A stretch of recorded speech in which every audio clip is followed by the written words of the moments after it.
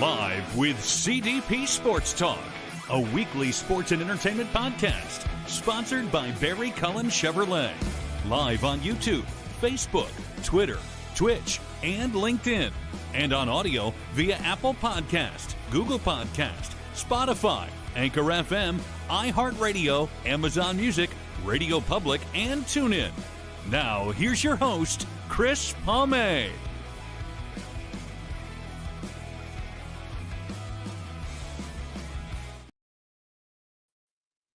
Good afternoon, everybody. Welcome to Season 9, Episode 22, overall 462 of Live with CDP Sports and Entertainment Talk Show, sponsored by Barry Cullen Chevrolet Dealership at 905 Woodlawn Road West in the Guelph Auto Mall. Check out barrycullen.com for the newest selection of new and pre-owned GM vehicles, along with their great all electric vehicles and Cadillac products as well. You can call the dealership at 519-824-0210 and tell them Chris Palme sent you, or you can email the dealership at info@barrycullen.com. Wellington Brewery here in Guelph, founded in 1985, is now the second sponsor of Live with CDP Sports and Entertainment Talk Show.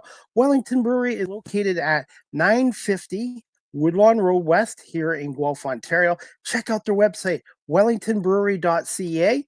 Try a welly on, and please remember to drink responsibly as well. I hope everyone's doing well on this Tuesday, December 3rd, 2024, and I'm looking forward to my guest today. This is his fourth appearance on my show, and his name is Edward Ford. He's a news producer with Fox 61 in Hartford, Connecticut, and he's a huge sports fan and a fan of the Washington Commanders. And we're going to come on and bring on Edward, and we're going to talk a little bit about the 2024 Washington Commanders. Good afternoon, Edward. How are you doing? I'm doing good. You know, as you just said, I'm sitting here proud of the Commanders so far at 8-5, and you know, I know we was tweeting back earlier, and you know, today and a few days as well. You know, last week and over the weekend, even about how the Capitals are surprisingly doing really, really well right now. They're like, could be even after tonight the number one team in the East altogether. I mean, them in New Jersey are like fighting nail to nail. So, before we get to the Commanders, were you and the fan base of the Capitals expecting this start by the Capitals? I was not expecting 17-6-1, but I was expecting a team to be somewhere in the midst of like 13-9 and like a few maybe overtime losses, only because we made a lot of offseason moves. I just didn't know how well they would gel or how fast they would gel together, but I did look at all the moves they made compared to teams like the Nashville Predators, who went out and just signed all these big name players, thinking it was just going to be glorious days right off the bat. And if you look at Nashville and you look at the Capitals and you compare them, they're not the same teams, but Nashville has the better talented players, but they're not clicking. But the Capitals have the better depth players that's really spiked their play in a sense, increased their play to the point where, like I said, I expected maybe 13, but right now we have 4 more wins. And what I'm more shocked at is Spencer Carberry really tends to take players from other teams like Pierre-Luc Dubois, Andrew Mangiapane, even Tyler Radish from the Chicago Blackhawks. He's the second player to have actually taken from Chicago because Dylan Strome came from there too. And he's able to put those players in positions to be better. Andrew Mangiapane and Pierre-Luc Dubois may not be Dylan Strome with, 7-8 goals right now, but they have a lot of assists. They're setting up players. And what's more surprising, it was without over their 4-2. They're still scoring over 4 goals a game. And that's what they lacked last year, was being able to score more than 2 games. I think they were averaging like 2.5 or something like that goals, or maybe even 2.2 goals a game. This year, I know I saw a write-up where they actually are right up there with the Hurricanes. They're right up there with like other teams like the Devils.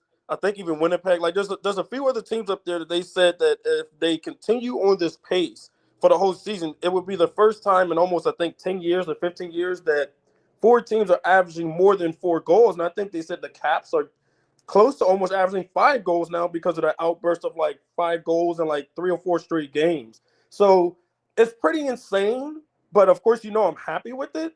17-6-1 is pretty crazy to only have one overtime loss. And they play the Sharks tonight, who is not a team to overlook.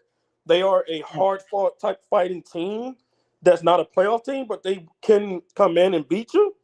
But I think the Caps will pull it out tonight. I think it'll be one of those 4-2 type games where the Caps just got to make sure they play their defense, forecheck, and make sure they score their 4 or more goals a game that they do. And I feel like once they get to 4 goals, it's almost like a wrap for the other team. They've had games where last year you think if they go down 5-2, 5-3 against teams like Tampa, New Jersey, that the game would typically be over. But there's a lot of they have the most comeback wins this year. I think they have 9 total in the league. So you don't want to get down in games. You don't want to have to rely on coming back. But if you can do it, it's a good stat to lead, especially come playoff time. Yeah, I want to say one thing too. There's no gimme games in sports, no matter what. Just like the Eagles this week play Carolina, based on talent and based on the records, the Eagles should blow them out at home against Carolina. But I'm worried about this game because I think it could be a trap game since the Eagles just came off a big win against Baltimore, who's a quality opponent. And also, too, the Red Wings last year, they were 1 point from being in the playoffs, just behind your Capitals.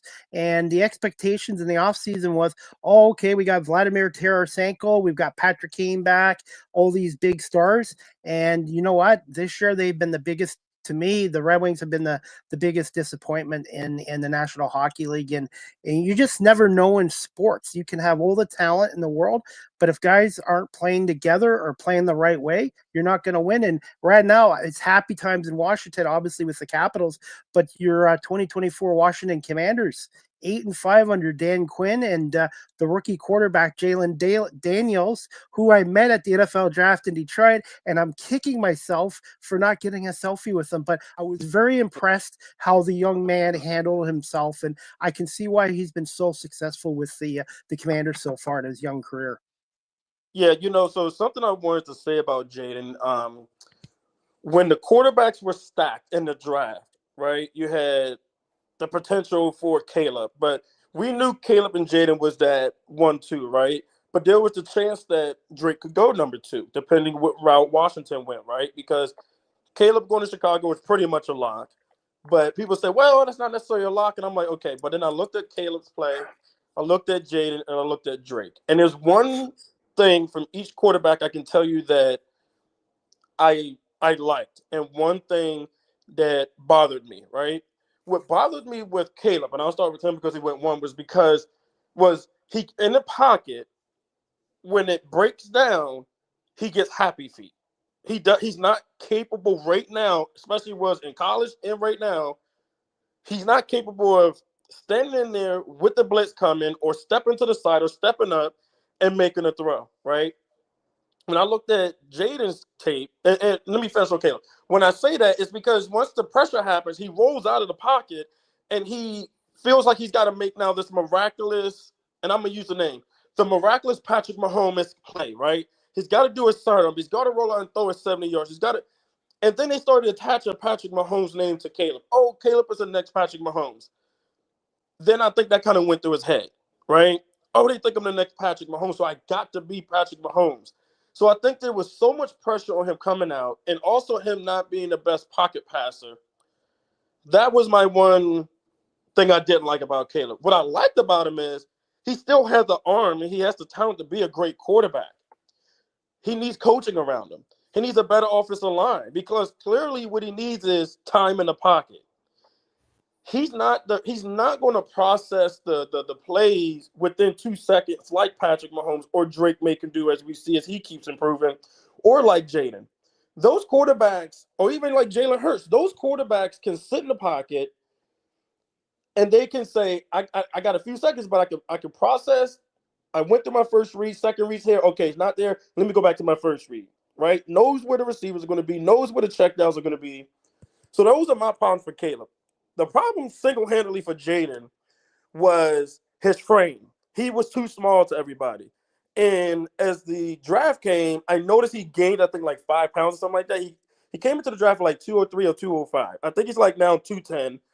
And I told people, well, he can't put on too much weight before playing because you don't want to, gain so much, fat as an NFL player, essentially, right? Like, we can as people. They can't as players because it slows them down and it doesn't allow them to be who they can be. And when you gain weight too fast as a sports player, it changes the ability of what you can do. Jaden's frame is what scared me. Here's what I love.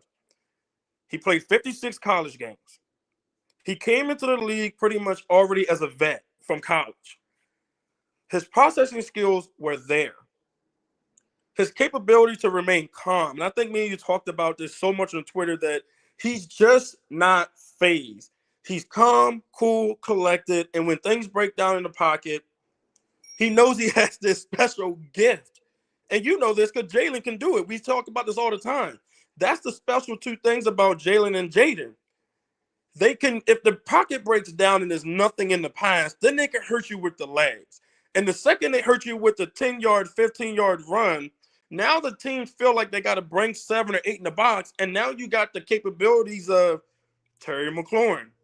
You got the capabilities of Brian Robinson coming out of the backfield. And then now we're starting to see with Jeremy McNichols and Chris Rodriguez, those guys, and as you always talk about, right, young depth players on the Commanders are capable of coming in, carrying the rock, coming out of the backfield, making catches, going 10 yards down the field.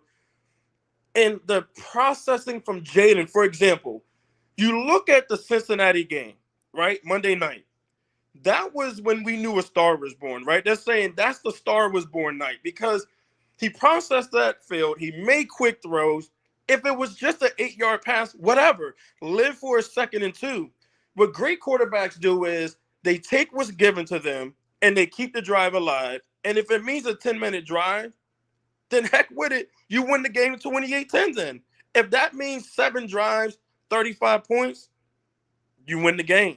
You know, so his processing skills is so on point that it allows me to sit back as a fan while having excitement to also say, he threw a pick. But the young man is going to come back onto the field like that pick never happened. I mean, again, use the prime example. Jalen Hurts can do the same thing, but come back and it makes it look like it never happened. Me and you watched that Thursday night game.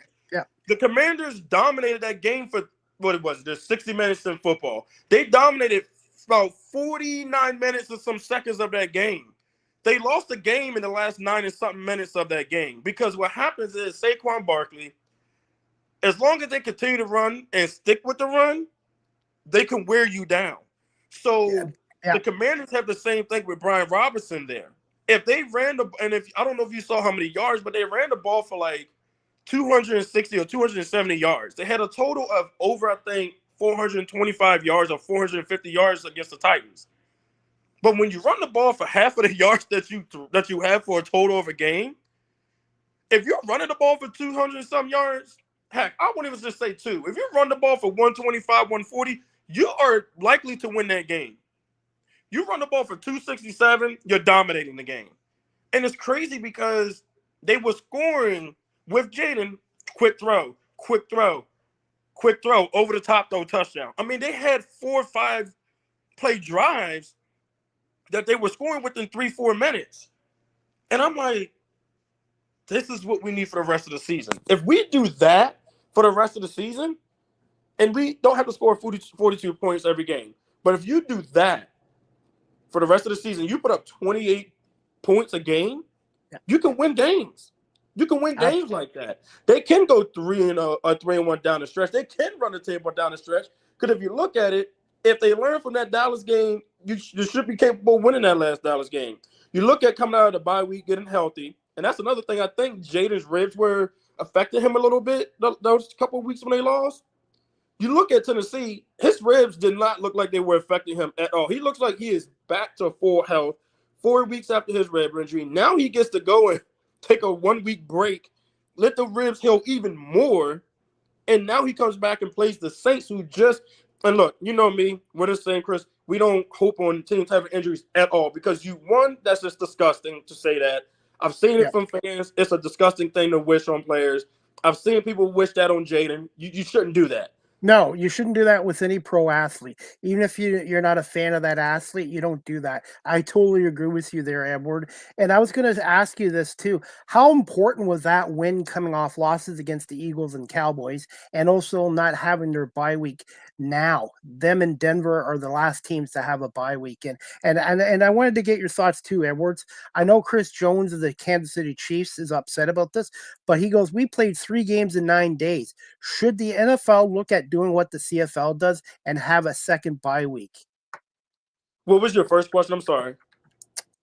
Just, I was just, I should remember it. I should have wrote it down.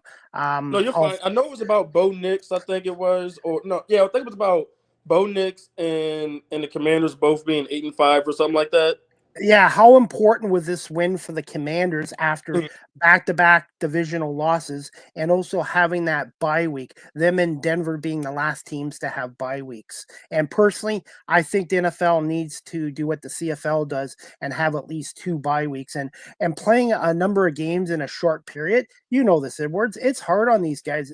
Football is a very violent and dangerous sport. It's like being in a car accident. And to me, the teams, Yeah. I hope each team in the NFL should get 2 bye weeks, in my opinion. But I just wanted to get your thoughts on how important this win was for this young Commanders team. Well, I think number one, the win. Well, let me just say this: the win for both. Um, well, actually, let me say this first. Everybody wants to put Bo Nix into the Offensive Rookie of the Year talks, and he can be there. But in Yes, my absolutely. opinion, I think he should be. Yeah. he should be in the conversation. And I'm not saying this because Jaden's on my team, but I think Jaden is just single-handedly taking this league by storm by taking a 4-win team last year and doubling up the wins this year. I think people should have known that Sean Payton can do that with the rookie quarterback because he's done it before. But That's why true. True. why has Dan Quinn been able to take Jaden and do that himself? Right? Defensive head coach. Sean Payton came from, a different team. So it's two different candidates. I think Jaden and Bo Nix are right there. I think Jaden Yes. separates himself with almost 300 more rushing yards than Bo Nix. I think the dynamic part of Jaden is what puts him over the top of Bo Nix. I agree. I agree. Bo Nix had 2 picks last night, and people are looking past the 2 picks. Yes, one of them was a tip pass, just like Jaden's was. So if you Yeah. want to take away the tip pass, Bo Nix had 1 touchdown, 1 pick that was on him. Jaden, you take away his tip, pass that was a pick. He has no Yeah. picks in three touchdowns or 4 touchdowns. So again, Jaden, in my opinion, may not be running away with it, but he is the leading candidate to win it single-handedly because of him, with him having the capable to run the ball with his legs. Now, as far as both of those teams getting a bye week, it was huge for both teams to win, be 8-5 with the rookie quarterback, the number Yeah. 7 seed. And from the looks of the playoffs, I think both teams have like a 2.5 game lead on other teams. And if they come back with those other teams behind them losing, because look, in the NFC, the Lions, Packers, and Vikings are going to start beating up on each other in these last 4 or 5 weeks. Yeah. So the win is so big for the Commanders that they could come back and only be a half a game away from moving to the 6th seed, which means they avoid. And look, I would love to see a division playoff game between the Eagles and Right. Commanders. Like I Right really now, would. right now, if the playoffs started today, it would be the Commanders and Eagles in a wild card, with the Lions getting the bye week, and that's why it's huge for the Eagles and the Lions. One of those teams needs to bye, because you know how tough it is to win at the Lincoln Philly, but Ford Field now is one of the hardest places to play in too. So it's going to be an interesting last week or last month of the season, Edward. Oh no, I agree. Like I told people, I just want to go down the stretch with a winning record. When I mean by winning, I don't mean the 500. 500 is not a winning record, in my opinion. I want to go down the stretch at the worst case scenario, 3-1, right? Because when I look at the schedule, the Falcons are starting to fall apart with Kirk Cousins. Um, Absolutely. you When know, does and, Mike? and if they When lose a does? game, Yeah. Yeah. and that means probably the Bucks take that spot. If the Falcons fall out, then that kind of helps us not have to worry about the Bucks, who has the tiebreaker against us because that first game. I do think the league should go to 2 bye weeks. Here's why I'm gonna say this real quick. There's talks about adding another game and trying to make this Yes. a 19 or 20 week league. I don't think you can add another game or two. Have these teams playing Thursday and Friday games on top of Mondays, and then want to add 2 more. I think, honestly, it was a mistake to add Thursday to begin with and Friday games. I think they should take away Thursday, take away Friday if you're going to add 2 more games, because then it takes away the 2 games in a matter of not 4 or 5 days. Because you don't play Monday and then Thursday. They have never done that. That's too short. But if you play a Sunday and then you play a Thursday, that's too short of a bye. That's too short of a turnaround. And then they say, well, you get an extra, 3 days off, 4 days off. Well, it's not a bye week though, because you get a day off to rest your body, maybe 2, but then you got to get back to practice. Yeah. So you really don't get that time away.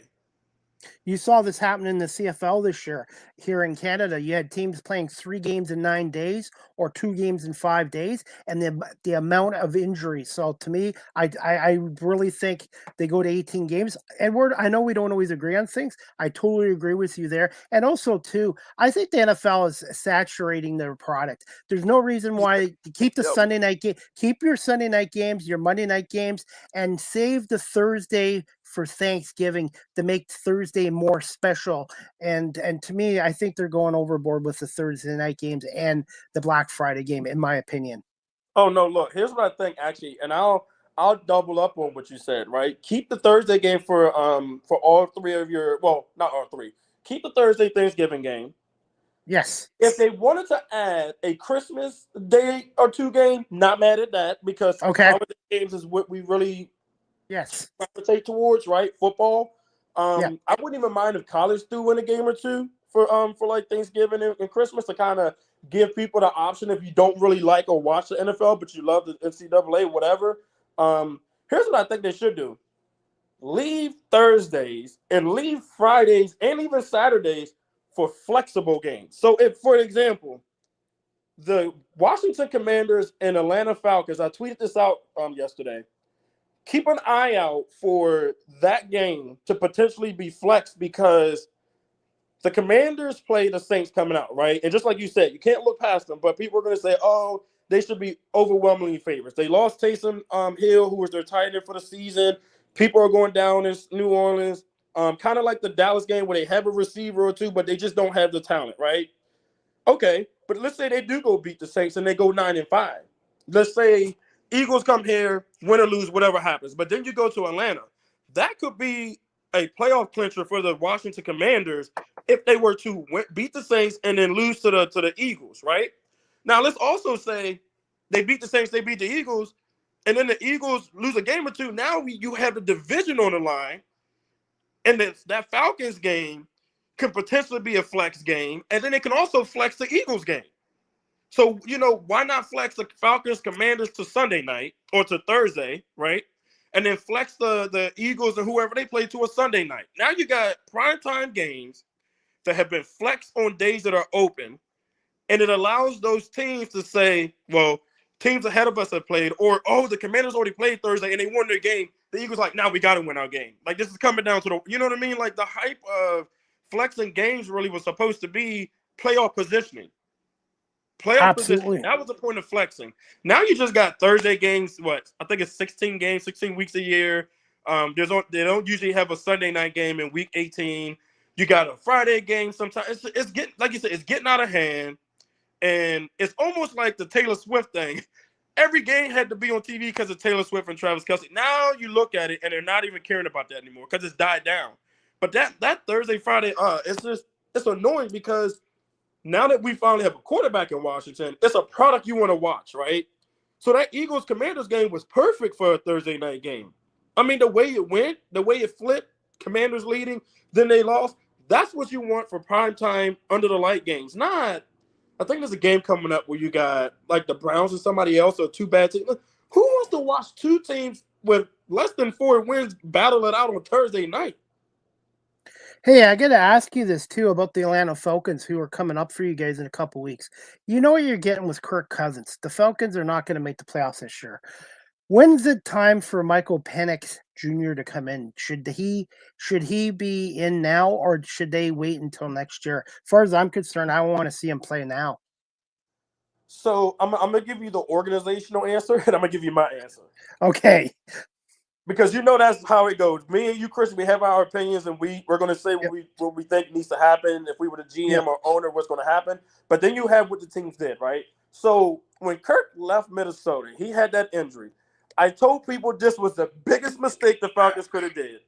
They gave Kirk Cousins, I think it was, what was it, 3-4 years, $180 million or something like that. And then they drafted a first-round quarterback, who they're also paying 4 years with a fifth-year option, about $18 to $22 million. So you got two quarterbacks with $200+ million. You just signed one for 3 or 4 years and $100+ million. You're not benching that guy, not the $100 million. I mean, look what just happened to the Giants, right? The Giants just did the same thing with not Saquon, with Daniel Jones. So now you have to pay Kirk all this money. So in their head, they're like, we paid Kirk, but we're not going to throw the rookie out there because we're not going to bench a $100 million quarterback, right? Me? You should have never signed Kirk to that contract. You know what you're going to get from Kirk Cousins. What he was doing in Minnesota, he was doing in Minnesota because he had Justin Jefferson and at one point Adam Thielen and James Cook.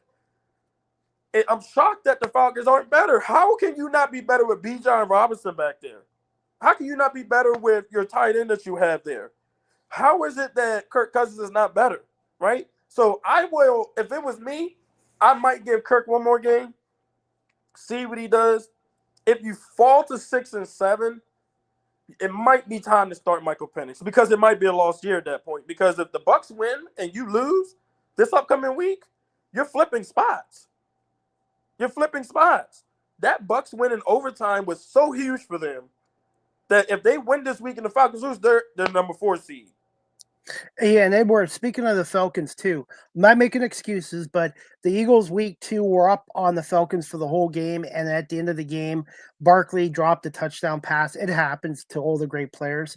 The Eagles defense crapped the bed. This was week 2, so this is before they started getting good. They crapped the bed and let the Falcons win that game on a last-minute touchdown by Cousins, 22-21. If the Eagles end up not getting the number 1 seed and having to go to, let's say, Detroit for the NFC Championship game, that loss to Atlanta is pretty well why that happened, because that was a game they should have won, but they weren't playing as good back then. And that's the thing, is you can't let up against any team in pro sports, especially pro football. And also, Edward, I wanted to get your thoughts before you leave on Michigan, Ohio State. I'm not sure you're a fan of either team, but Michigan I'm not a fan of either team.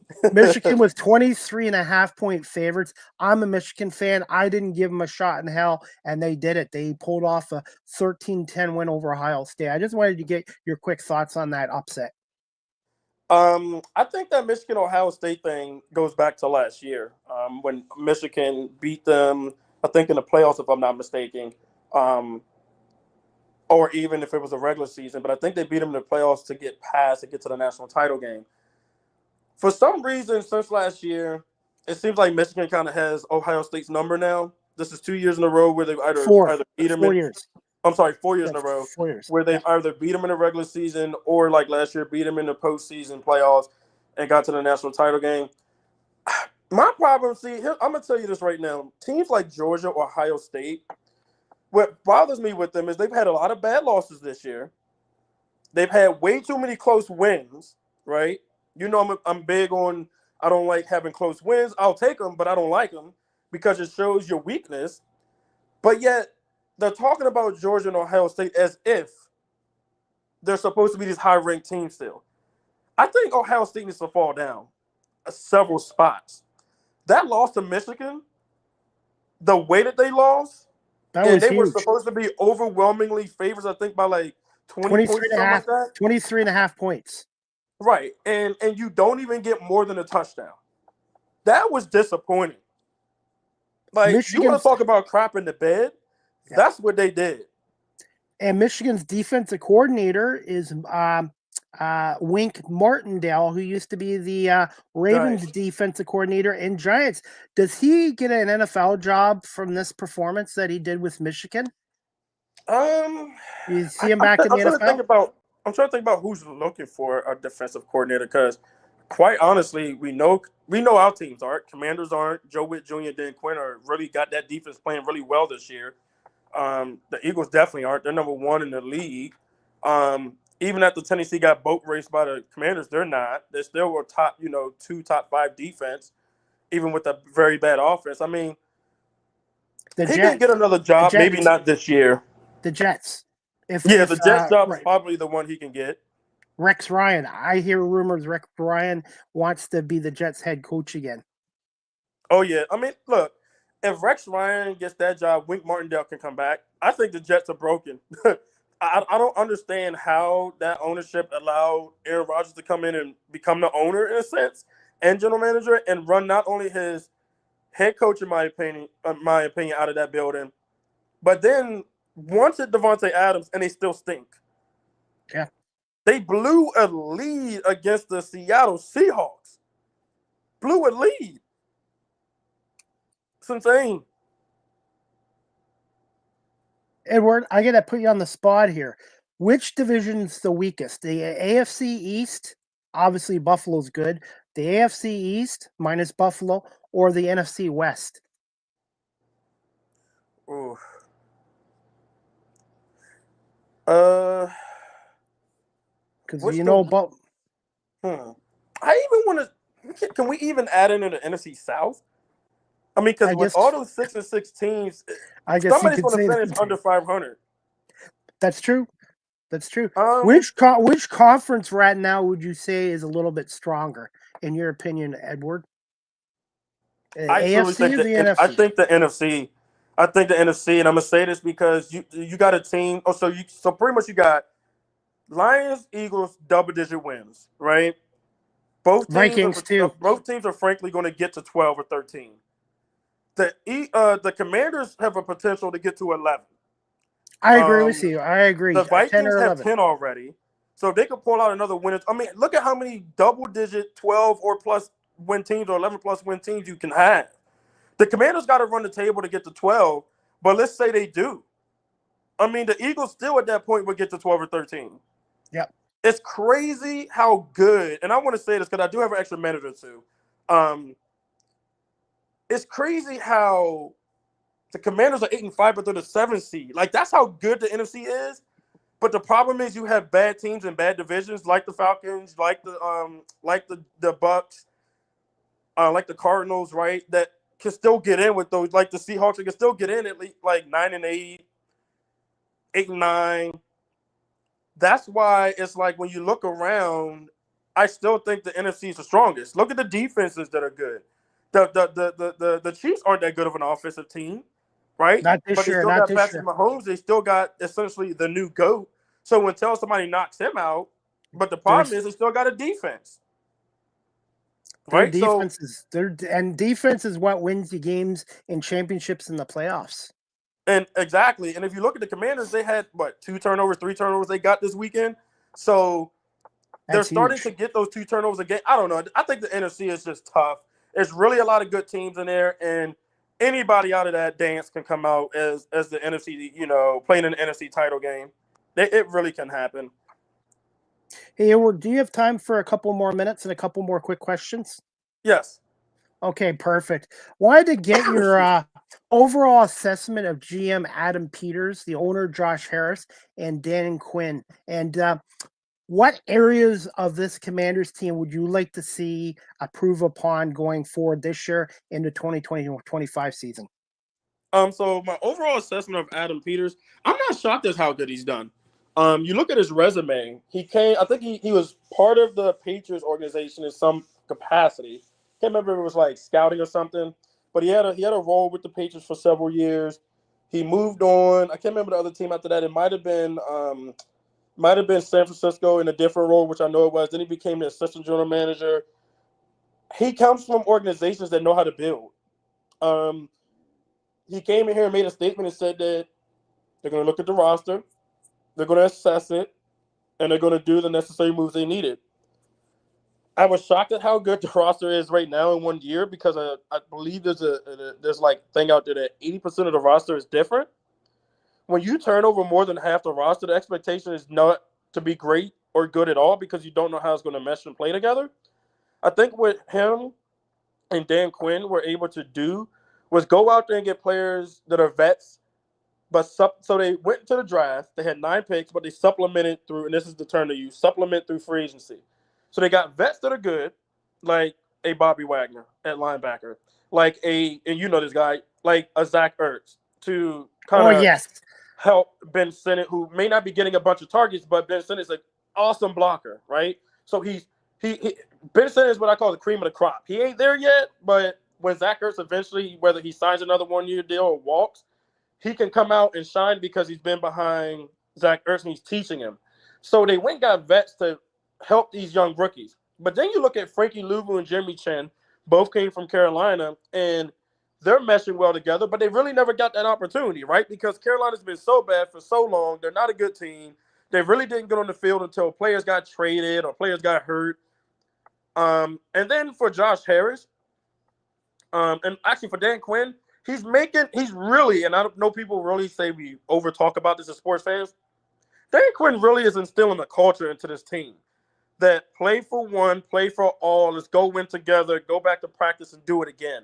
And I think that's the reason why Adam Peters and Dan Quinn and even Cliff, they're all reasons why this team is gelling. And then if you look at what Adam Peters and he allowed Dan Quinn to assemble a coaching staff, right, that has experience as head coaches. I don't know if you noticed that, Chris.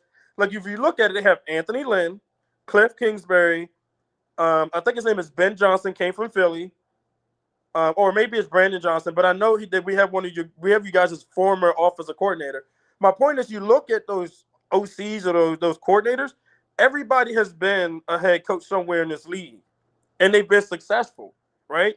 But then they came in and they took a lower role and said, like Johnson, your former OC, he's our assistant head coach.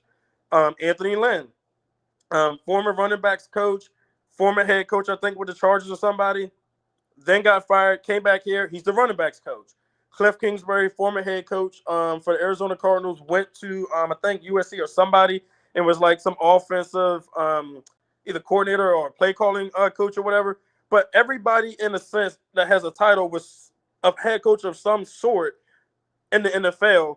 So Dan Quinn assembled a coaching staff that, with there being now talks of Cliff leaving potentially next year, that he could just plug somebody in to be the next offensive coordinator. It's not like they have to go get some unproven or proven guy from another team. For Josh Harris, he saved this organization. He saved this fan base. He's bringing the fan base back. Just yesterday, they was at a committee meeting on Capitol Hill. We're going to get a stadium built within the next couple years. I wanted to ask you about that. Are they going to build a new stadium on the site of the old RRFK stadium? Any chance of that? I think there's a chance of that. They want to bring the old logo back. I keep telling people I don't think that's going to happen. But if they do bring the old logo back, they will not bring the name Redskins back with it, which is just going to spark another conversation that we know is not going to happen, which is why I'm like, if you're not going to bring back the name, don't bring back the logo, because people want everything back, not just one. There's some who would take the logo and just leave the name that we already have. There's some that said if you bring the logo, bring the name back single-handedly. But I do think that there's a potential that if that stadium gets handed over, which the next step is it has to get handed over to the city of D.C., if that happens, I think we do end up building a stadium there. I don't see it being an 80,000 seat stadium, though. I think they're going to do something around 60, 65,000 because some of the fan base is still not back. And you can see that with the 80-something or 65,000 seats we have now. So I think they're going to build something around 60, 65,000. And I think it'll end up being a dome because they're going to want the Super Bowl to come to D.C. at some point. And if it's an outside stadium, you're not going to get it because they don't want to play in these players. I mean, you heard it from the Titans player this past weekend. You heard it from the Steelers player. They're complaining about the cold. So these players, these young guys do not want to play in the cold. So they're not going to bring the Super Bowl there. I'm still old school. I love it, but I agree with you, Edward. The Super Bowl is a corporate event, and they want it in the best possible conditions. New York only got it from a fluke as far as I'm concerned. And look at Buffalo. They're building a new stadium, $2.1 billion stadium, and it's going to be open air, which means they're still going to have the same snow and the weather conditions. And I agree, probably maybe a retractable roof stadium in Washington would be feasible too. Oh yeah, oh yeah. And I forgot to answer your other question actually on Josh Harris, Dan Quinn, and them. What Okay. I would like to see this team do is actually same thing. Just do the same thing. Find quality players in the draft that can plug holes and play right away, and do the same thing in free agency. I want us to go get another receiver to pair it with Terry, another big body receiver there. I want us to go get, and I'll say this: go get another running back. Go get another tight end, and then again, and this is going to sound crazy. I love the trade for Marshawn Lattimore. The Commanders fans are pissed he hasn't played. I'm like, when we traded for him, there was reasons why we gave lower round picks up, right? Because he was coming with the baggage of already hurt. They knew when they did the workup of him in the background that he was going to be out several weeks. So they traded for him knowing he was already going to miss about 2 to 3, maybe 4 weeks. They knew they had the bye week coming up, and they know that they had a winning record, right? So with this win and him potentially being back to play his old team, imagine if Marshawn Lattimore actually helps us win these big game division games we need to win, right? And at the same time, I think they were looking like we need him for down the stretch in the playoffs, not right now. So we have to play this safe. If he comes back and he ends up, let's say, getting 2 picks in the last 4 games, or he has 2 picks in a fumble recovery, or 2 picks in punch up pass breakups, and holds teams, best receiver or second best receivers to like 10 yards, 15 yards, and picks off a pass. I'm happy with not playing him early and making sure he was healthy, because our rookie Mike Sanders is actually pretty damn good. I think you would agree. He played a damn good game against A.J. Brown and Devontae Smith. The fact that A.J. Brown did not go off against him and Devontae Smith did it, like, that guy is not as tall as both receivers, and he held his ground that night.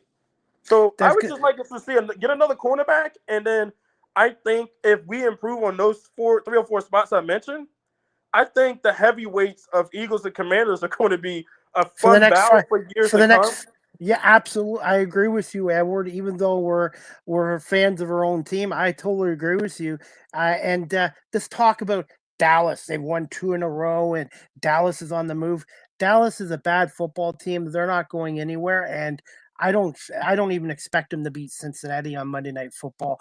As far as I'm concerned, I do not want to see the Dallas Cowboys on primetime football the rest of this year. I don't want to see him on primetime more than the one Thursday night game everybody gets and the one Monday night game everybody gets.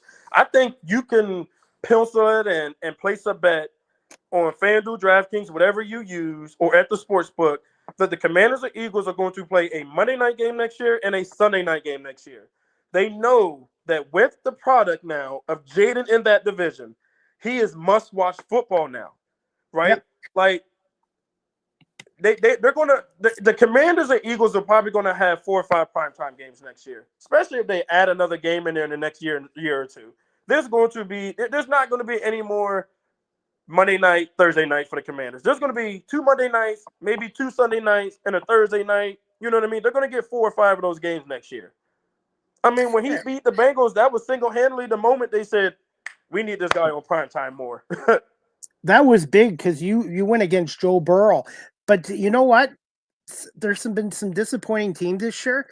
Before we wrap this up, Edwards, what are your thoughts on the Cincinnati Bengals? Joe Burrow has been outstanding, but what has gone wrong with this team? Obviously, their defense, but to me, the Cincinnati Bengals are a huge disappointment, and they're wasting Joe Burrow's prime years, in my opinion. uh, I think the problem in Cincinnati is one, their defense. I agree. I mean, that night against the Commanders, it kind of showed you that they can't hold up. Um, I mean, down the road, it showed you more so it was more the Commanders being just a better team this year, right? Yes, Now we're down the stretch. We're at week 14 now, entering it. It shows, okay, maybe the Commanders was just a better team, and we didn't give them props. And the rookie, the turnover, the front office, the new GM, the head coach, we just didn't know what that product was going to be. But then you look down the road, you go, okay, Commanders was just a better team, single-handedly, check mark. I think it's their defense. I think Jamar Chase wanting more money could have been getting to the team's head. T. Higgins was hurt. They didn't have him, I think, for a couple games. But even T. Higgins, I think he actually did play that Monday night, and I think it still didn't hurt the Commanders. Um, Something about that team, you know what it is? Slow starts. They had another slow start, And the slow starts they've had the last 2 or 3 years, they've been able to overcome, get into the playoffs, and still be a dangerous team in play. This year, and I heard a radio guy from Cincinnati. He came on. He talked about the Bengals, and he said that he said the Bengals were going to win, but that if they have another slow start like this, you can't keep it up. And if you go 0-3, it's going to hurt you. And that's what happened. They lost to the Commanders. And he was so right. You can't keep having the slow starts. And the slow start just caught up to him this year. You can't go 0-2, 0-3 every year and expect, we're just going to do what we do every year because we're the Bengals, right? So it caught up to him. I think they're 4-8 or something like that, or maybe like 4. It's terrible. You can't keep starting slow. The slow starts caught up to him. And maybe Joe Burrow's injuries also caught up to him. Every year he has a leg injury or back or something of that nature has him injured. So I don't think his offensive line is that great. I really don't. If you look at the two, and I'm going to use them again because I pay more attention to the Eagles and Commanders because we play each other. And as we just said, we're going to be the two horses, right? The two wagons of this division for the next 5 to 7 years. We have an offensive line that smash mouth will drag you down, push you over, and step on you and hit the next person. They don't have that in Cincinnati. They just don't have the two sides of the ball that can be dominant. They don't have that. And that's where it starts in football. CFL, NFL, college football, it starts with the O-line and D-line. One thing about the Eagles, Edward, I know I have my biases on Twitter and X, but one thing I am concerned about the Eagles, there's only been one game this year they were blowing out against Tampa Bay, and they just were never in the game. The Eagles constantly this year, every game, even the wins, have started out slowly in the first quarter, and then the second, third, and fourth quarter, they turn it on. My concern is in the playoffs, you get behind 14. The most that the Eagles have fallen behind this year, I think, is 10 points. I think 10 points or 9 points to Baltimore, other than the Tampa Bay game.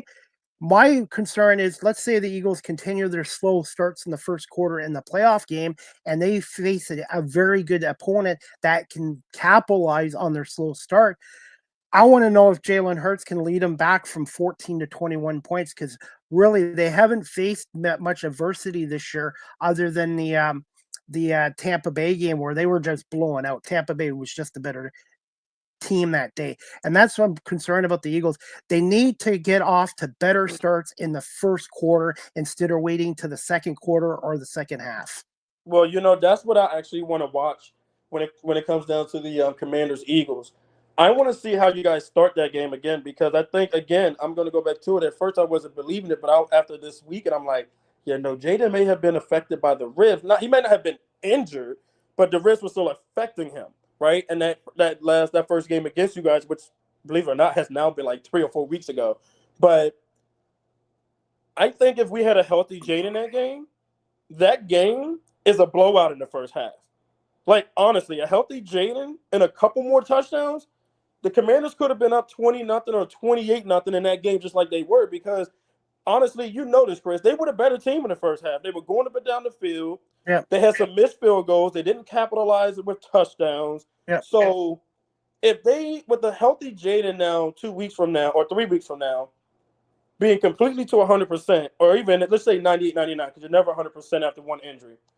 If he's healthy and he does what he did against the Titans to the Eagles, but they have that similar first half, the Eagles could be in trouble. The slow, and I agree with you. The slow starts have to stop, because let's just say it's a nail biter, but the Commanders do win that one at home, right? Let's say they split, because that's fully capable that the Eagles and Commanders are so much better in the division that they could end up splitting the next couple years with each other, right? Yeah. Let's say they split. Washington gets to 11 wins, but they're still stuck at that 7 seed, and you guys, let's say losing to us, gives the Lions the 1 seed. Yep. Then you're going to look at that playoff game against us and say, yeah, that's not a walk in the park playoff game. It's not. No, it's not. Even if you beat us in a nail biter in Washington, you're still going to say that's not a nail biter. We started slow again, and this is why you can't do this against a team like Washington that has a dual threat quarterback. That if you blitz him and he gets the pass off and it's a 40-yard bomb to Terry or whoever for a touchdown, now you're going to be like, okay, let's face back and guard these receivers, and then say, oh crap, now Jada's beating us with it. You can't have slow starts like that, because then you start to say, now Jalen has to pass the ball when you're down 14-0, 17-3. 21-10. You cannot say, well, we'll just Yeah. run the rock and take the time off the clock, because if Yeah. you do that and you give the ball Yeah. back to the Commanders, they're capable of going down the field to get a good touchdown again. Look at the Ravens. The Ravens dominated that first half against the Eagles. I'm admitting it, but they were only up 9-0. They had a chance to go up 16-0 on the Eagles, and they didn't. The Eagles got the ball back, and then Hurts threw a touchdown pass to Goddard, 9-7. And to me, that was a turning point when Lamar missed an open throw that could have been a touchdown or a big play. They didn't do it. Baltimore, 9-point lead, and obviously Justin Tucker, too. Justin Tucker, Hall of Fame kicker, obviously missed 2 field goals and an extra point. When you have the Eagles down, you need to try to keep your foot on the gas pedal. If you let up against this Eagles team, they'll make you pay. And Baltimore just couldn't get that knockout punch. In this game against the Commanders in a couple weeks in Washington, I expect a playoff type game against Washington on the road in a couple weeks. Oh, I agree. I think it's kind of funny. I think, you remember that year with Dallas? I think Dallas won like 13 games, but you guys won like 11 or 12. I seriously think we're going to start having those years where one of these two teams is going to have 13, 14 wins. The other team is going to have 12 wins. And it's going to be because of that, like I said earlier, a few seconds ago, that split between the two teams. But you have that big brother, little brother thing that's going to happen in the next 5 to 7 years. And it's going to be years where, the Commanders are up there with the 13, 14 wins, and the Eagles got, 12, 13, and they lose out on a 1 seed because of one game. But then you have the Eagles do it. It's going to be fun. I think Eagles and Commanders fans need to, and I say this even because some Eagles fans, not you, Chris, not all Eagles fans do this, but some Eagles fans get really cocky, right? And some Commanders fans get really cocky. I told my dad, calm down. Every fan base. Oh, yeah. 2 different fan Yeah. bases. But they get so cocky, and like there's an Eagles fan out there that's like, oh, Bo Nix is better than Jaden. And I'm like, and I said to him, bro, why do you talk more about Jaden than your own quarterback? He's an Eagles fan. You should be talking more about the slow starts your team is having, but you keep talking about Jaden. I said, so there's something about Jaden that you like, but you're trying to tear him down in the fan base. And then you have the team, the fans are talking about Saquon. I told you the other day, Saquon is a horse. He is great. He's a running back that any team would like. But the second he has a bad game, that's when the Eagles become a one-dimensional type of team. And I know what you're saying. You were saying it earlier. It could happen. And you don't want him getting hurt. And by the way, Edward, doesn't matter if you're Washington or Philadelphia, or look at the Detroit Lions. Look at the Lions. They're ravaged with injuries. The San Francisco 49ers, ravaged with injuries. If Washington has a key injury, you know what I mean? Or Philadelphia, the whole season can go out the door. Let's say Saquon Barkley gets hurt. Their season's could be done. Or Washington, Jaden Daniels, God forbid he gets hurt. So there's an X factor for every football team, no matter if it's CFL, NFL, college football, is the injury factor. And there's still a lot of football to be played before the playoffs. So need to keep your teams healthy. And you got to credit the Detroit Lions, too. They've had a lot of injuries, and Dan Campbell has kept that team going, especially losing Aiden Hutchinson. And before I let you go, Edward, I got to get your thoughts on the Thursday night matchup. It's actually a prime game for once. The Packers and Lions at Ford Field. I want your quick thoughts on that game. All right, first and foremost, Commanders fans, we are Lions fans that night. Because if the Packers lose, again, we're a half game from the 6th seed. That's why we need that. It's going to be a telling game for the Packers. I think what it's going to tell us is, are the Packers for real? Can they hang with the Lions? And if they beat the Lions, that means they can probably go into Detroit. I don't know when. I think this game is being played in Green Bay. And this is what it's I in mean Detroit, by Ford Field. Ford Field. Okay. So if Green Bay goes to Ford Field and wins that game, it tells you a lot that they're beatable at Ford Field by, at the minimum, Green Bay. I think for the Lions, it's a big game for them because they want to keep pace with the Eagles or stay ahead of the Eagles, and they want to they want to get that one game closer to locking up that 1 seed to have the bye week for injuries. They're not going to get Aiden Hutchinson back. We know that, but they want to get healthy, have that extra bye week that other teams wouldn't have. Right, that second bye week we mentioned earlier that we think the NFL should add, and it's actually going to show, too, how good Jordan Love can be in that prime time. I mean, he was already good in prime time last year when he played the Cowboys in the playoffs, but he's been good in prime time, too, but he's also been throwing picks in key spots. And, you kind of question him sometimes, but you can't question him too much because he's still a damn good quarterback with a lot of money paid. Now he got his contract. Yeah, I don't. It's gonna be a great game to watch because whoever comes out with that win, they almost guaranteed to not right away, but you're almost guaranteed to keep that seed and probably almost lock yourself in there because then that would put the Packers at 10-3 and make it hard for the Commanders to almost move up. But if the Lions beat them, it gets this much easier for the Commanders to get out of that 7 seed, which, again, like I said, I would love to see a divisional game, but it will help them avoid the Lions or Eagles in the first round. And they would then get somebody like the Falcons or Bucks or even Arizona, depending if Arizona got back into that spot, or even Seattle, which I think all 4 of those teams are definitely beatable, and they don't scare me as a wild card team to play. Like, I would not mind going on the road to any of those teams because, like we said, we don't like injuries, but the Tampa doesn't have Chris Godwin, so now they're just down to Mike Evans. We're going to have Marshawn Lattimore and Mikey Sanders back there, so I'm not worried about that. We'll be healthy going in, hopefully, like you said, barring, God forbid, any injuries because of our bye week being late in the season, so that kind of helps us get people back. So, again, the Packers loss and a Commanders win coming back in out of the bye week would almost solidify the Commanders inching that much closer or getting that 6th seed. Heck, the Commanders could even still get the 5th seed, but you would need the Vikings to lose like the next 2 to even get that inch that closer, which could happen because the Vikings, Packers, and Lions still have to beat up on each other. I'm going to go with the Packers Thursday night because the Lions are 11-1, best record in the NFL. They've won 10 in a row, but there's been some games where they've barely escaped, and I really feel Green Bay has something to prove to Detroit, and I feel the Lions kind of need a little bit of a wake-up call. So I'm going to go with the Packers in an upset over the Lions Thursday night. Also because I'm an Eagles fan. If the Lions lose and the Eagles take care of business against Carolina Sunday, if they can take care of business, it's not a gimme game. The Eagles will move into that number 1 seed. So we'll see what happens, but I'm looking for a great game. Hey, Edward, before we wrap this up, where can my audience follow you on social media and the best way of contacting you?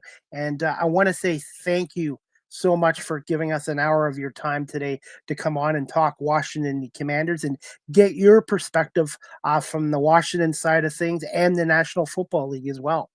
You're welcome. You're welcome. Anytime, Chris. You know that I love talking hockey, football. Even when baseball season's back, I'll do that. And with basketball season too, but not much to root for really with the Wizards right now. And also the Lakers are like, up and down. So those 2 teams, really not much to talk about. But you can follow me, as you can see at the bottom of the screen. The name is funny, but it's at Connor McJesus, at Connor McJesus 24. And I use that name because I'm a huge OB fan that's never going to leave. I still have his jersey with the Stanley Cup patch on it.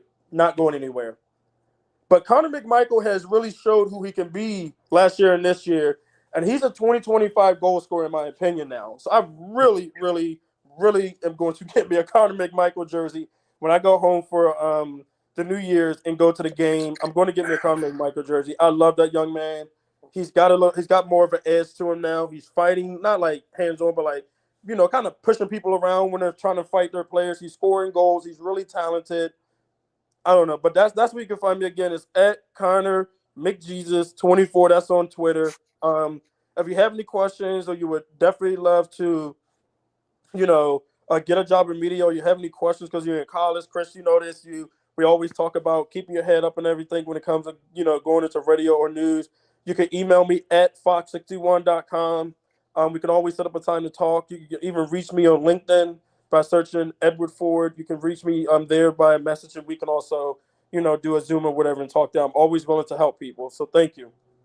And I want to appreciate your friendship and support. And the thing is, we don't always agree on things, but that's okay too, because everybody's got their point of view. And I try to do that on all my shows, Edward. Even if I don't agree with somebody or their views, I still want them to come on my show and air it. There's always 2 points to things too. And it's good to have discussions. And I think I really enjoy having you as a guest and hearing your side of things and listening to other people's opinions and views, I think is lacking nowadays.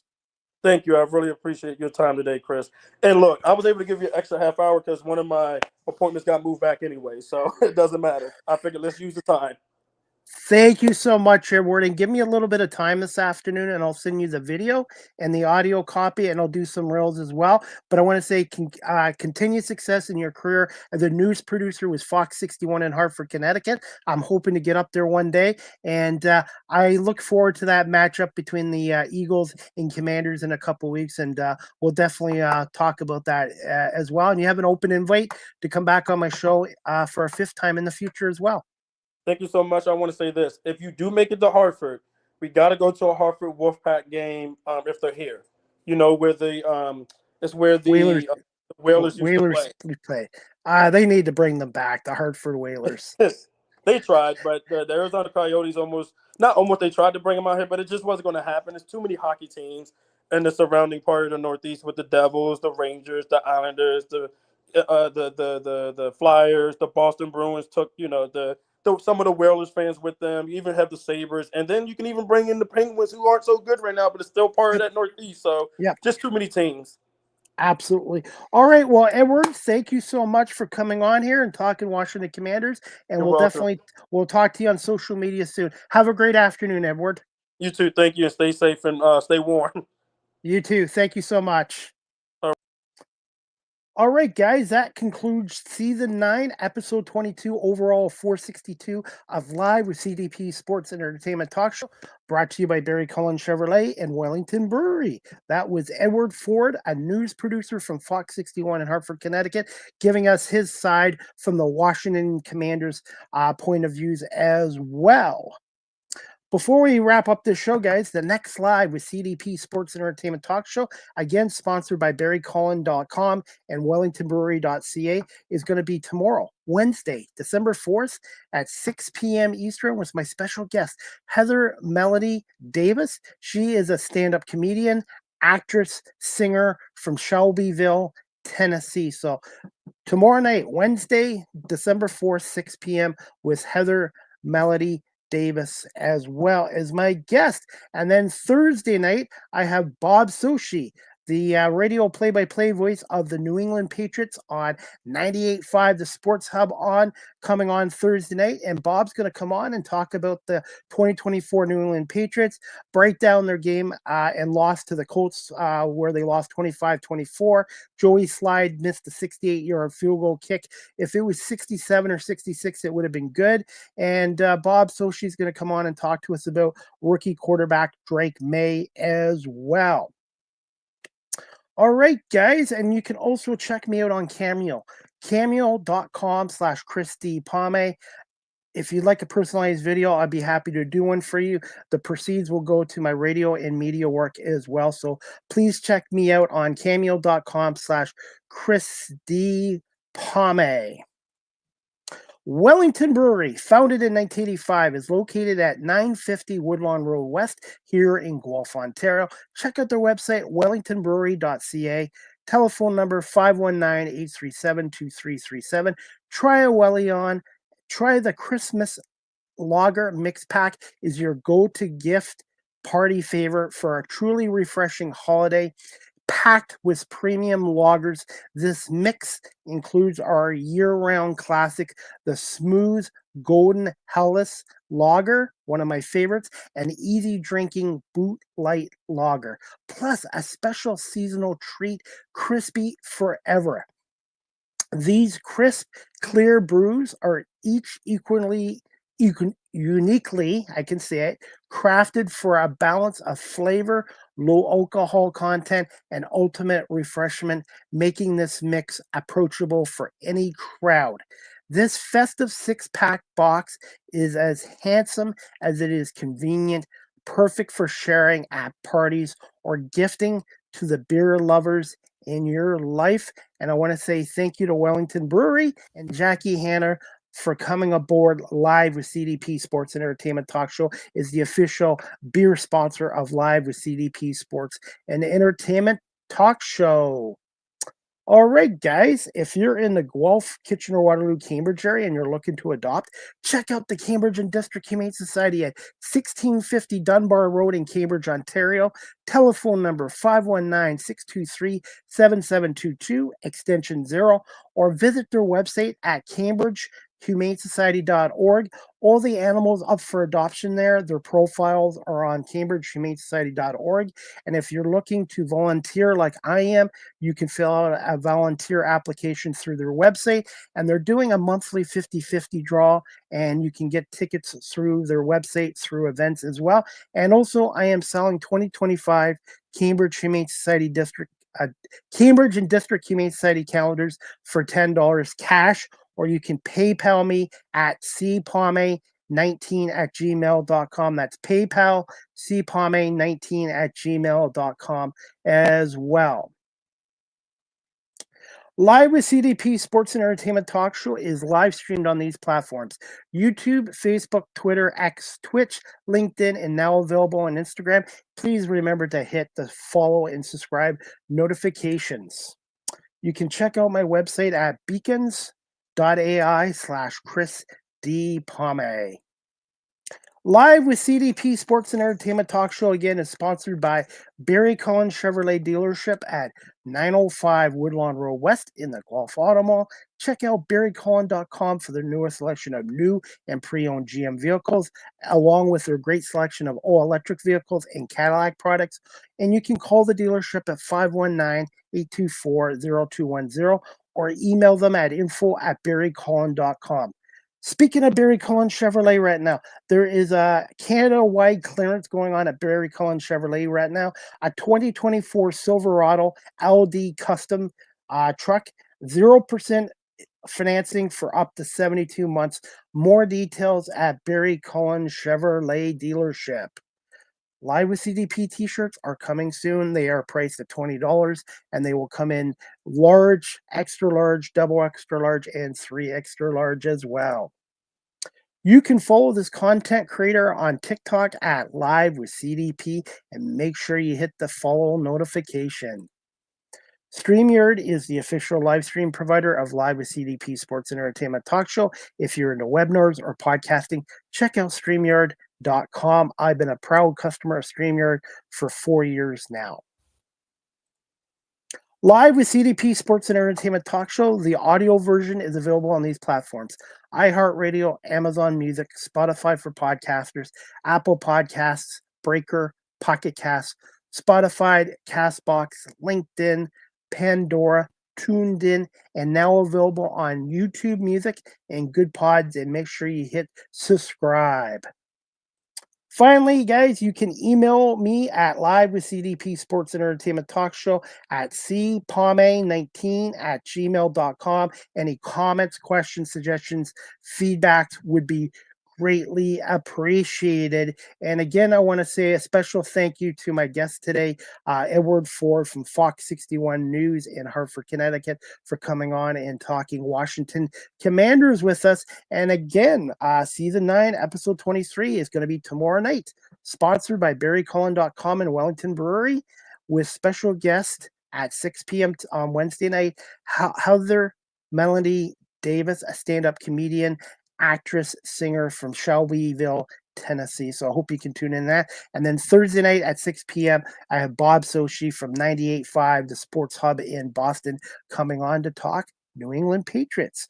Again, thank you to Edward Ford for coming on, and thank you to everyone watching this live streamed and my audio platforms. And I'm hoping to get on to another radio station and network very soon with my shows as well. I hope everybody has a great day, and we'll see you back here on Wednesday. You know what, guys? Before we wrap this show up, I want to show you a clip that I did yesterday on why Saquon Barkley should be the National Football League's MVP, and then we'll wrap up the show. Here's the clip of my thoughts on Saquon Barkley, courtesy of my YouTube channel.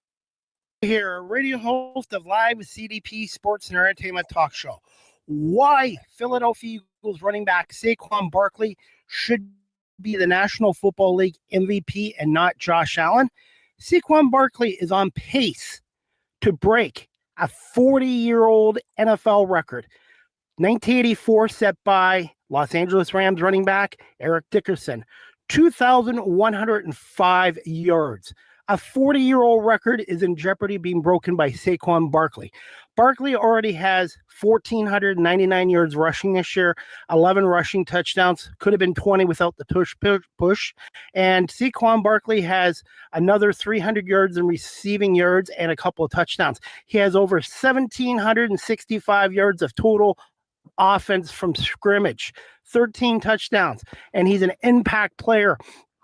He's already having the greatest season in Philadelphia Eagles running back history, and he's also had 8 100-yard games. Don't get me wrong, Josh Allen's having a very good season. He's a very good quarterback, but Saquon Barkley is the MVP as far as I'm concerned. There's only been 13 running backs in National Football League history since the Super Bowl, 1967 to now, that have won the MVP. And Saquon Barkley is having a better season than most of them. Adrian Peterson was the last running back to win the MVP in 2013. Barry Sanders, Hall of Famer, one of the greatest of all time, won the MVP 3 times. So what is this perception you have to be a quarterback to win the MVP is nonsense. I might be showing my Philadelphia Eagles biased here, but Saquon Barkley is making history and possibly could be the all-time greatest running back season and breaking Eric Dickerson's record of 2,105 yards. So Buffalo fans, I'm sorry, but Saquon Barkley deserves to be the MVP. Go Birds, fly Eagles, fly. Chris Palme here.